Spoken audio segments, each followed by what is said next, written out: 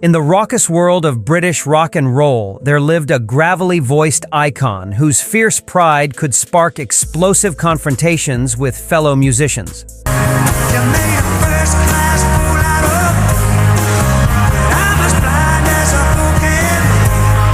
Rod Stewart, the blonde-maned legend who conquered stages from London pubs to stadium arenas, wasn't merely a charismatic performer who defined rock swagger for generations.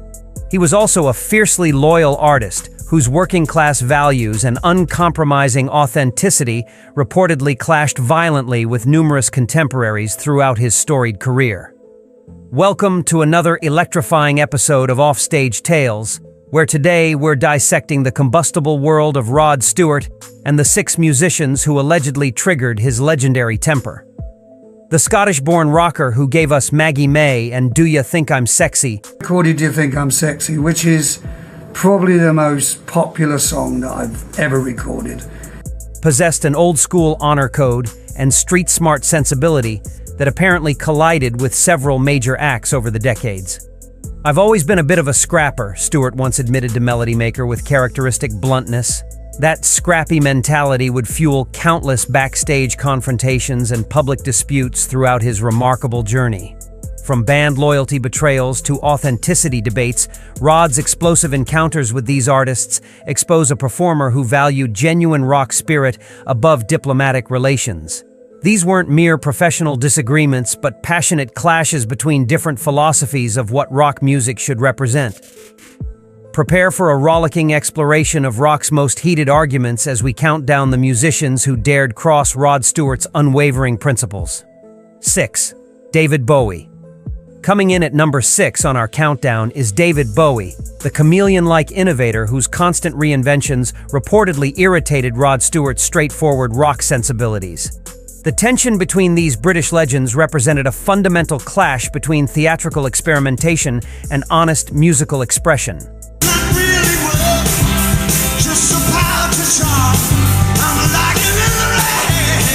The friction reportedly emerged during the early 1970s glam rock explosion, when both artists were navigating London's flamboyant music scene.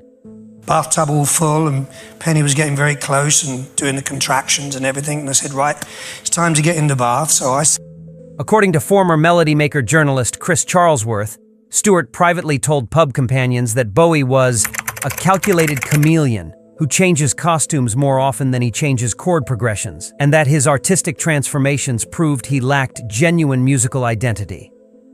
What aggravated Stewart wasn't just Bowie's theatrical approach, but his critical acclaim for what Rod saw as superficial showmanship. While Stewart was delivering emotionally direct rock performances rooted in blues tradition, Bowie was receiving praise for what Stewart reportedly called art gallery exhibitions disguised as rock concerts that prioritize visual gimmicks over actual musical substance. The rivalry intensified when both competed for similar media attention and chart positions throughout the mid-1970s. At a London recording studio encounter, witnesses claim Stewart openly mocked Bowie's latest persona change, reportedly declaring, "At least I know who I am when I wake up every morning, unlike some people who need to check their wardrobe first." 5. Bryan Ferry. At number 5, we have Bryan Ferry and Roxy Music, the sophisticated art rock ensemble whose polished intellectualism reportedly clashed with Rod Stewart's blue-collar rock philosophy.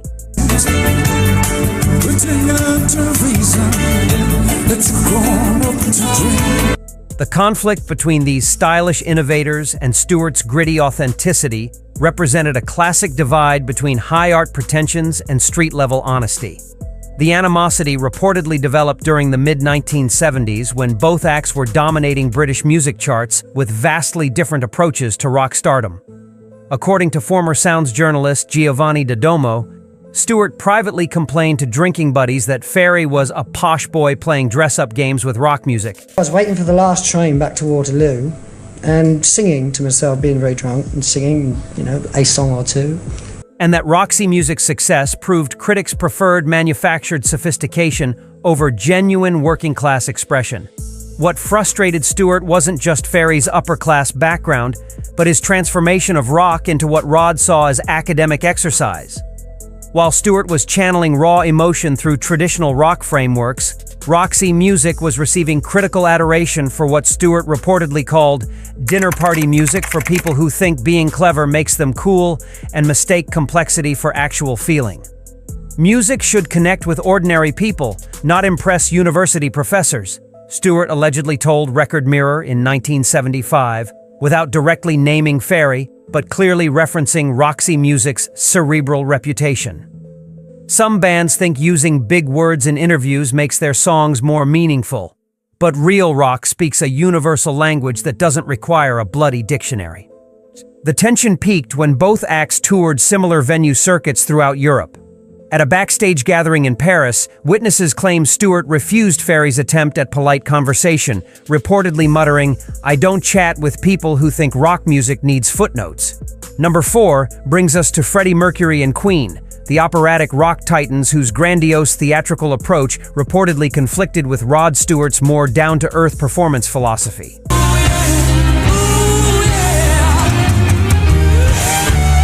The rivalry between these flamboyant showmen represented a battle over who truly understood how to captivate massive audiences. The discord reportedly began during the mid-1970s, when both acts were establishing themselves as premier live performers with contrasting stage strategies. According to former Circus magazine editor Judith Sims, Stewart privately told roadies that Mercury was an overgrown opera student who thinks bigger, gestures equal better entertainment. The Queen were renting a house in Beverly Hills, and me and Elton went round to have cocktails and other things.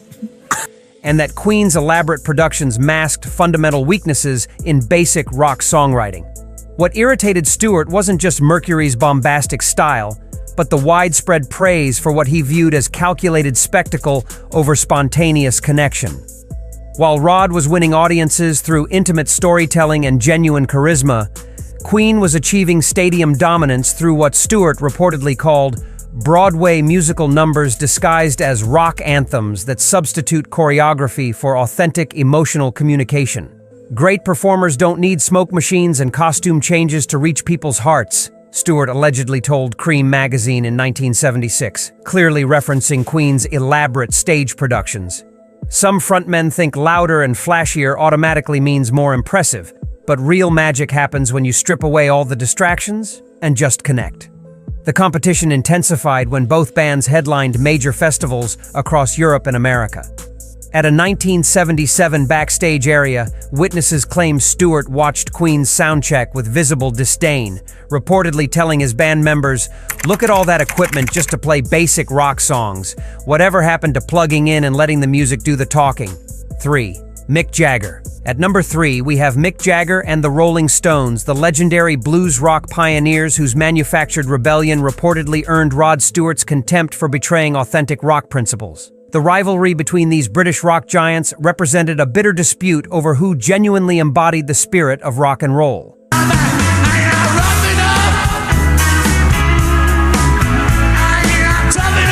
Hostility reportedly originated during the late 1960s, when Stewart was establishing his credentials with the Faces, while the Stones were cementing their dangerous image. According to former Rolling Stone journalist Ben Fong Torres, Stewart privately told band associates that Jagger was a middle-class drama student, pretending to be a street tough, and that the Stones' bad boy reputation was carefully manufactured rather than genuinely earned. Twickenham, and there was 12 people there. 12 people? 12 people, and Mick's girlfriend was a girl called Chrissy Shrimpton. What enraged Stewart wasn't just Jagger's privileged background, but his widespread acceptance as rock's ultimate rebel, despite what Rod saw as calculated posturing. While Stewart had genuinely lived the struggling musician lifestyle, the Stones were receiving credit for what he reportedly called boardroom rebellion, designed by marketing executives who understand image better than actual hardship. Real rock rebels don't need publicists to tell them how to be dangerous, Stewart allegedly told Melody Maker in 1971, stopping just short of naming Jagger, but clearly targeting the Stones' media strategy. Some bands hire photographers to capture their spontaneous moments, but authentic rock happens when nobody's watching. The feud escalated when both acts competed for similar touring opportunities throughout the 1970s. At a London club encounter, witnesses claim Stewart openly challenged Jagger's street credibility, reportedly declaring, "At least my swagger comes from actually living rough, not from studying method acting techniques." 2. Robert Plant. Coming in at number 2 is Robert Plant and Led Zeppelin, the mystical hard rock legends whose soaring vocal theatrics reportedly triggered Rod Stewart's competitive fury over who deserved recognition as rock's greatest voice.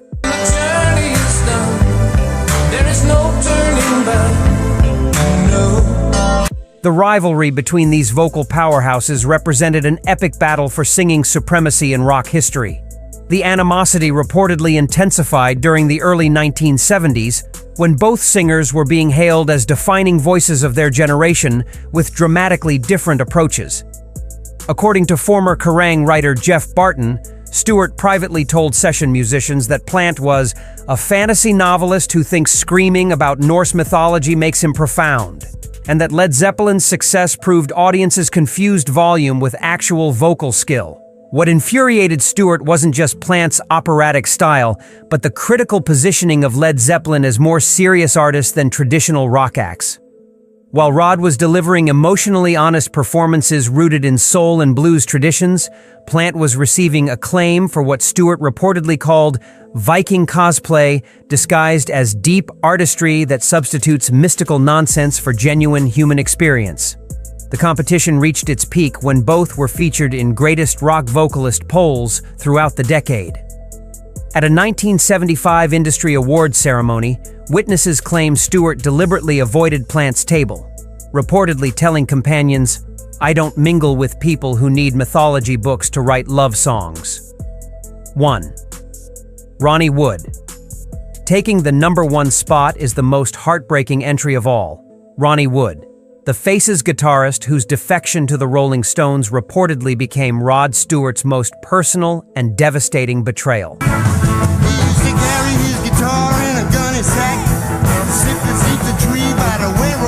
The conflict between these former bandmates represented the ultimate violation of rock brotherhood and loyalty. The devastating split reportedly began in 1975 when Wood started moonlighting with the Rolling Stones while still officially a Faces member. According to Faces biographer Anthony Noguera, Stewart privately told friends that Wood was a backstabbing opportunist who sold out years of brotherhood for a chance at bigger fame, and that his departure destroyed the most important musical relationship of Rod's career. Your friendship with him, how did you get to know him? I don't know. We just got to know each other for many years, and What crushed Stewart wasn't just losing his closest musical partner, but the secretive manner of Wood's departure. While they had built the Faces together from struggling pub rockers into international stars, Ronnie was reportedly negotiating his exit without what Stewart called basic respect for someone who'd been like a brother through every struggle and triumph we'd shared. The betrayal reached its crushing climax when Wood officially joined the Stones, effectively ending the Faces and forcing Stewart into solo career uncertainty. Pete reportedly felt that Ronnie had sacrificed their creative partnership and personal friendship for individual advancement, creating a wound that transcended professional disappointment and became a lifelong lesson about the price of trusting ambitious people in the music business. And there you have it, the 6 musicians who crossed Rod Stewart's fierce loyalty code. Was his working class honor justified or overly stubborn? Drop your opinions in the comments, hit that like button, and subscribe for more rock drama. Rock and roll passion creates the biggest battles.